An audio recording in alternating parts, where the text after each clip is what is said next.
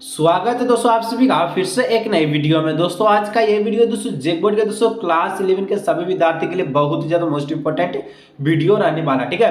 क्योंकि दोस्तों आज की इस वीडियो में हम लोग जो है आप सभी का राजनीतिक विज्ञान, ठीक है, यानी कि पॉलिटिकल साइंस का दोस्तों 28 फरवरी को जो आपका पेपर होने वाला है, ठीक है, उसके लिए दोस्तों आज की इस वीडियो में लेकर आ चुके हैं आप सभी के लिए 40 मोस्ट वीवीआई एमसीक्यू क्वेश्चन जो डायरेक्ट आपके दोस्तों 28 फरवरी के पेपर में देखने को मिलने वाला है, ठीक है। इसलिए दोस्तों वीडियो को शुरू से लेकर अंत तक देखिएगा। जितना दोस्तों को जरूर शेयर कीजिएगा। चैनल पे दोस्तों पहली बार आए सब्सक्राइब करने के साथ साथ बेल नोटिफिकेशन कॉल पे प्रेस कर लीजिएगा, ठीक है।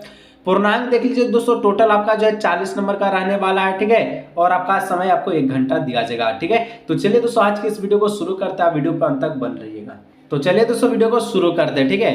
देखिए पहला प्रश्न आपसे पूछा गया है कि संविधान सभा के लिए चुनाव कब संपन्न हुआ, ठीक है। संविधान सभा के लिए दोस्तों चुनाव कब जो है संपन्न हुआ? When election was held on constituent assembly, ठीक है। तो संविधान सभा के लिए जो चुनाव है सबसे पहले कब संपन्न हुआ? तो यहाँ पर पहला का जो करेक्ट ऑप्शन है 1946 इसका हो जाएगा राइट आंसर, ठीक है। चलिए 2 नंबर पूछा भारतीय संविधान को अपनाया गया, तो भारतीय संविधान को किसके द्वारा अपनाया गया आपसे पूछा है, ठीक है। तो यहाँ पर दोस्तों 2 का जो करेक्ट ऑप्शन है वो ऑप्शन नंबर ए हो जाएगा, संविधान सभा के द्वारा भारतीय संविधान को अपनाया गया, ठीक है।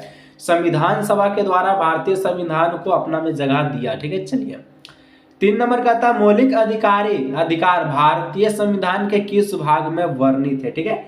मौलिक अधिकार दोस्तों भारतीय संविधान के किस भाग में वर्णित है, ठीक है, कौन से भाग में बांटा गया है, ठीक है।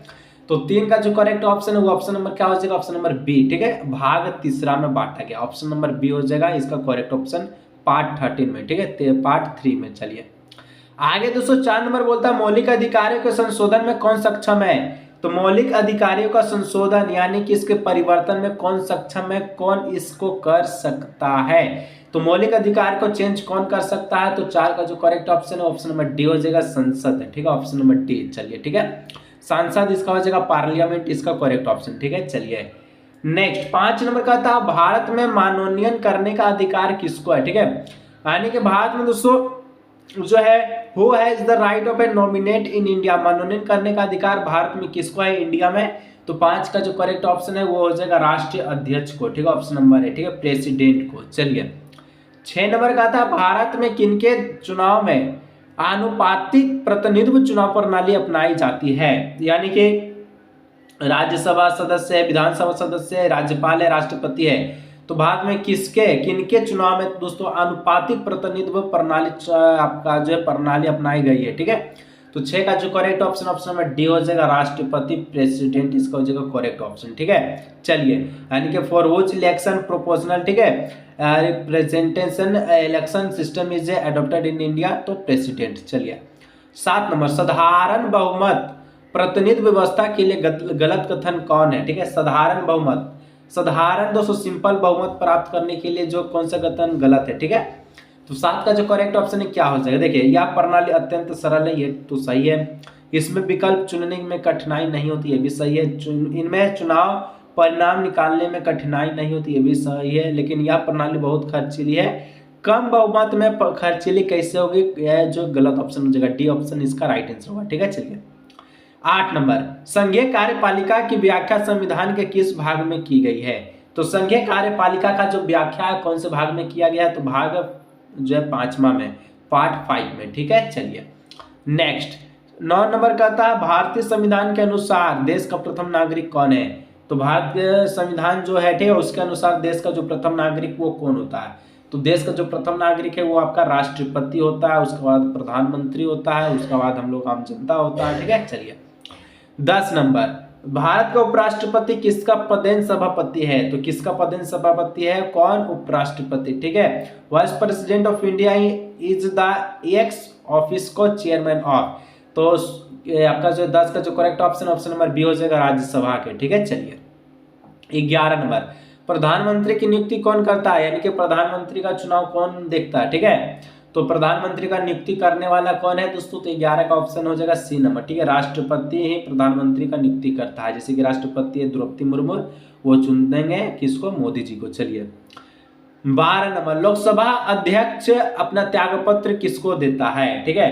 जैसे कि दोस्तों आपको पता है कि जो है झारखंड के मुख्यमंत्री जो है त्यागपत्र दे दिया है, ठीक है, हेमंत सोरेन, वो जो है अब मुख्यमंत्री कभी नहीं बनेंगे।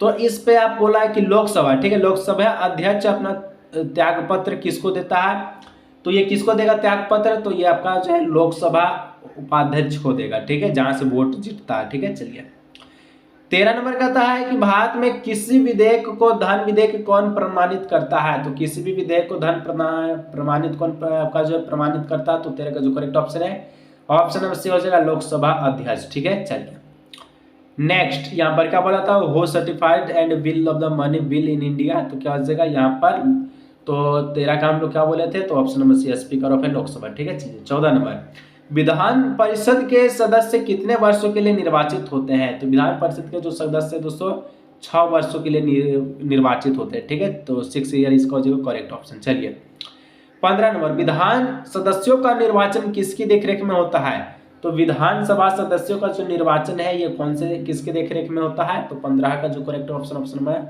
डी हो जाएगा निर्वाचन आयोग, ठीक है, इलेक्शन कमीशन, ठीक है। चलिए नेक्स्ट 16 नंबर का था संविधान की व्याख्या करने का अंतिम अधिकार किससे प्राप्त है, पूरा अच्छा से व्याख्या करने का उसका मतलब बनाने का अंतिम अधिकार किसके पास है, तो 16 का जो करेक्ट ऑप्शन है वो हो जाएगा सर्वोच्च न्यायालय, ठीक है, ऑप्शन नंबर डी केंद्र को, ठीक है। चलिए 17 भारत में न्यायपालिका है, भारत में न्यायपालिका है यानी कि इंडियन जुडिशियरी हैज, ठीक है, भारत में न्यायपालिका है किसके अध्ययन है, तो 17 का जो correct option option number D हो जाएगा स्वतंत्रता के अध्ययन है न्यायपालिका, ठीक है। चलिए क्योंकि उसको न्याय दिलाना है। 18 उच्च न्यायालय के न्यायाधीश अपना त्यागपत्र किसको देता है, उच्च न्यायालय के जो न्यायाधीश, ठीक है, वो अपना त्यागपत्र किसको देता है, तो यहाँ पर 18 का जो correct option option number D हो जाएगा राष्ट्रपति को अपना त्यागपत्र देता है, ठीक है। चलिए 19 नंबर संघ और राज्यों के विधायी संबंधों का संचालन किन सूचियों के आधार पर किया जाता है, ठीक है, तो 19 का जो करेक्ट ऑप्शन है दोस्तों ये क्या हो जाएगा, तो यहाँ पर 19 का जो करेक्ट ऑप्शन ऑप्शन नंबर हो जाएगा डी, ठीक है, यानी कि राज्य सूची, संघ सूची, समवर्ती सूची। 20 नंबर कहता है भारत में सुदृढ़ केंद्र के साथ संघीय ढांचे का विचार कहाँ से लिया है, तो 20 का ऑप्शन नंबर सी हो जाएगा कनाडा से लिया है, ठीक है। चलिए सुदृढ़ केंद्र का संघीय ढांचा का जो विचार है वो आपका कनाडा से लिया है। 21 नंबर भारत में निम्नलिखित में से किसके अंतर्गत पंचायती राज प्रणाली की व्यवस्था की गई है, ठीक है, इंडियन दोस्तों किसके अंडर में, ठीक है, under which of the following is Panchayati Raj system in India arrange, ठीक है, तो भारत में किसके अंतर में, ठीक है, उसके किसके अंडर में जो है पंचायती राज प्रणाली की व्यवस्था की गई है, तो 21 का हो जाएगा ऑप्शन नंबर सी राज्य की नीति निदेशक सिद्धांत के, ठीक है। 22 नंबर भारतीय संविधान के किस संशोधन में पंचायती राज को संवैधानिक आधार प्रदान किया गया, ठीक है, तो भारत का कौन सा संविधान में दोस्तों बताया कि पंचायती राज जितना भी संस्थाएं हैं उसको संवैधानिक आधार प्रदान हो गया है, तो 22 का है ऑप्शन नंबर ए हो जाएगा 73वें संशोधन में, ठीक है, 23। चलिए 23 नंबर संविधान को एक पवित्र दस्तावेज किसने कहा है, तो संविधान को एक पवित्र दस्तावेज किसने कहा है, जो संविधान बनाया था, ठीक है, तो इसका आंसर हम नहीं बताएंगे, ठीक है, तो इसका आंसर आप बता दीजिएगा। चलिए ये दोनों को तो आप गोली मार दीजिए, अब ए और सी में आप बता दीजिए कि कौन कहा था, ठीक है, सभी का जवाब नीचे आना चाहिए, नेम के साथ कमेंट में आना चाहिए, ठीक है, कि आपका जो है 23 का करेक्ट ऑप्शन क्या होगा। चलिए 24 नंबर कल्याणकारी राज्य की संकल्पना का समावेश भारत के संविधान में है, कौन से संविधान में है, तो 24 का जो करेक्ट ऑप्शन है राज्य की नीति निर्देशक तत्व में, ठीक है। 25 नंबर भारतीय संविधान में संशोधन के लिए विधेयक लाया जा सकता है, तो भारत में संशोधन के लिए विधेयक कहाँ से लाया जा सकता है, तो 25 का जो करेक्ट ऑप्शन है ऑप्शन नंबर सी हो जाएगा, ठीक है, या तो लोकसभा में या फिर राज्यसभा में, ठीक है। चलिए 26 नंबर कहता है राजनेताओं के लिए राजनीति क्या है, तो राजनेताओं जो भी है उसके लिए पॉलिटिक क्या है, ठीक है, what is the politics of a politician, ठीक है, तो राजनेताओं के लिए राजनीति क्या है, तो उसके लिए जो राजनीतिक है वो है जन सेवा, ठीक है, लेकिन राजनीतिक में जो आता है वो जन सेवा करता ही नहीं है, ठीक है। 27 नंबर इनमें से कौन राज्य शासन व सत्ता का अध्ययन करता है, कौन सा राज्य दोस्तों सत्ता का शासन यानी कि शासन का सत्ता का अध्ययन करता है, तो 27 का हो जाएगा ऑप्शन नंबर बी राजनीतिक विज्ञान, ठीक है, पॉलिटिकल साइंस। नंबर कहता है सरकार की नीतियों से असहमत होने पर क्या करना चाहिए, ठीक है। जो भी सरकार के द्वारा नीति अपनाया जाता है उससे अगर आप सहमत नहीं है तो आपको क्या करना चाहिए। हमको और आपके अनुसार करना चाहिए नीतियों को बढ़ने के लिए अपनी सरकार को राजी करने हेतु शांतिपूर्ण विरोध व प्रदर्शन करना चाहिए ताकि वो सत्ता से हट जाए, दूसरा बन जाए, ठीक है। 29 नंबर, इनमें से कौन राजनीतिक स्वतंत्रता नहीं है। तो राजनीतिक स्वतंत्रता क्या नहीं है इसमें? वोट देना, आजीविका पाना, चुनाव में भाग लेना, सरकार को संवैधानिक तरीकों से बदलना। 29 का correct option option number B हो जाएगा आजीविका पाना। ये आपका राजनीतिक स्वतंत्रता नहीं है। बाकी सब ए बी सी डी हो जाएगा, ठीक है, बी नहीं छोड़ा के बाकी सब हो जाएगा। 30, कौन स्वतंत्रता की सुरक्षा नहीं देता। स्वतंत्रता की सुरक्षा कौन नहीं देता है। तो 30 का जो करेक्ट ऑप्शन है ऑप्शन नंबर हो जाएगा डी राजनीतिक पार्टियां सुरक्षा का स्वतंत्रता का सुरक्षा नहीं देता है, ठीक है। चलिए ऑप्शन नंबर डी हो जाएगा 30 का करेक्ट ऑप्शन। आगे दोस्तों बढ़ते हैं तो यहाँ पर 31 नंबर कहता है व्यक्ति जो चाहे वो करे, उसके कार्य पर कोई प्रतिबंध नहीं होना चाहिए। आप इस कथन को स्वतंत्रता के किस रूप में रखेंगे, ठीक है। यानी कि जो भी ह्यूमन का मन करे वो कर सकता है, ठीक है। जो भी पर्सन को मन करे कि do whatever the person want there should be restriction of in work on his work you will keep the statement in which from the freedom। यानी कि व्यक्ति को जो चाहे वो कर सकता है, तो ये कार्य पर कोई प्रतिबंध नहीं होना चाहिए। तो ये कथन स्वतंत्रता के कौन से रूप में आप रखेंगे। तो इसको रखाएंगे प्राकृतिक स्वतंत्रता पर, नेचुरल फ्रीडम पर, ठीक है। 32 नंबर, फ्रांसीसी क्रांतियों का नारा। फ्रांसीसी क्रांतियों का क्या नारा था। फ्रांसीसी क्रांतियों का जो नारा था वो क्या था। वो नारा कहे थे स्वतंत्रता, समानता और भाईचारा का नारा था। डी ऑप्शन हो जाएगा इनमें से सभी, ठीक है। भारत में असमानता नहीं है। तो 33 का क्या हो जाएगा, भारत में असमानता नहीं है। There is a inequality in India. क्या इनक्वालिटी है इंडिया का। तो इंडिया का नहीं है, ठीक है नहीं बल्कि नहीं है। तो 33 का जो करेक्ट ऑप्शन है नागरिकता हो जाएगा, यह समानता नहीं है, ठीक है। चलिए 34, प्राचीन भारतीय समाज में न्याय का संबंध था। तो सबसे पुराना भारत में न्याय का संबंध किससे था।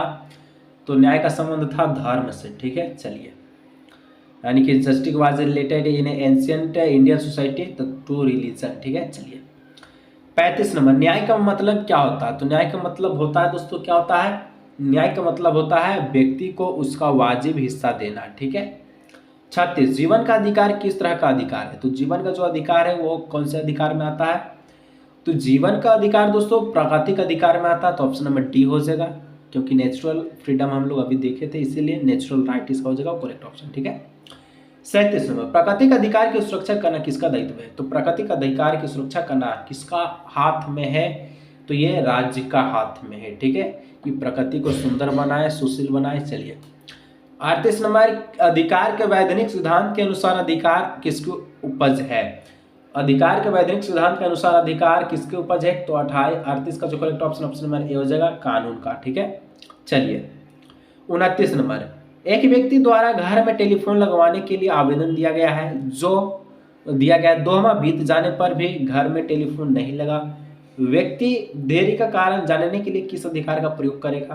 अगर आपके घर में भी ऐसा होता तो आप जान लीजिए कौन सा अधिकार का काम करेंगे। तो ये आपका सूचना का अधिकार का काम करेगा कि उसको सूचना दो, ठीक है। चलिए 40 नंबर वीडियो का दोस्तों लास्ट प्रश्न है। और एक जरूरी बात, अगर बोर्ड एग्जाम 2024 का दोस्तों आप तैयारी कर रहे हैं, ठीक है, और आप सभी का दोस्तों अभी तक मॉडल पेपर जारी नहीं हुआ है, ठीक है, तो आप दोस्तों जो है आप टेंशन मत लीजिए। आप सभी के लिए दोस्तों एक गेस पेपर हम बना है जिसका दोस्तों नाम तो हल्का गेस पेपर है, और ये आपका मॉडल पेपर का काम करेगा। अगर आपको इसको लेना है तो ये दोस्तों आपको मात्र 40 रुपये में मिल जाएगा। 40 रुपये में दोस्तों कैसे मिलेगा, आपको यहाँ पर एक फ़ोन नंबर दिख रहा है, इस मोबाइल नंबर पर आपको व्हाट्सअप करना है।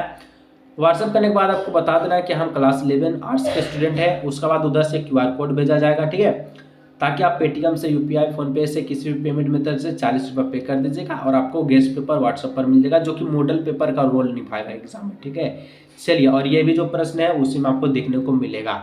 तो दोस्तों आज की इस वीडियो को हम लोग यहीं रखते हैं। एक और प्रश्न है उसको देख के जाते हैं, ठीक है। तो भारत में नागरिकता का संबंध में कानून बनाने का अधिकार किसको है। तो 40 का ऑप्शन नंबर हो जाएगा सी, संसद को, ठीक है।